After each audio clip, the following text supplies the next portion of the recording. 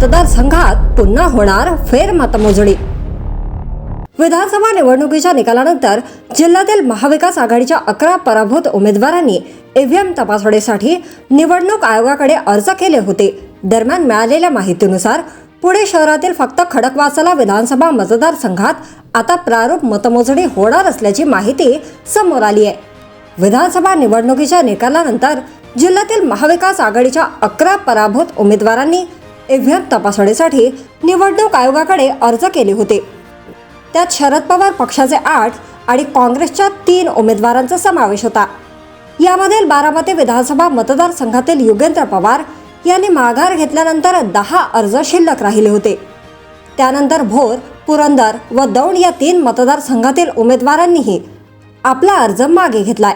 त्यानंतर उरलेल्या 6 मतदारसंघामधील उमेदवारांनी उच्च न्यायालयात ईव्हीएम बाबत याचिका दाखल केली आहे।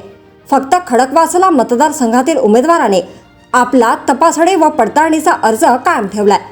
त्यामुळे खडकवासला मतदारसंघातील अर्जावर प्रतिरूप मतमोजणी केंद्रीय निवडणूक आयोगाच्या निर्देशांकानुसार जिल्हा निवडणूक शाखा करणार आहे।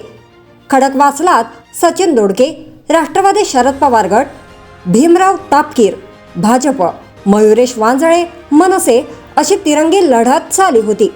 खडकवासला विधानसभा मतदारसंघ हा राष्ट्रवादीचा बालेकिल्ला मानला जातो, पण गेल्या 3 निवडणुकांपासून भाजपने आपलं वर्चस्व दाखवलं आहे। जर तुम्ही अजूनही YouTube चॅनलला सबस्क्राईब केलं नसेल तर ते लगेच सबस्क्राईब करा।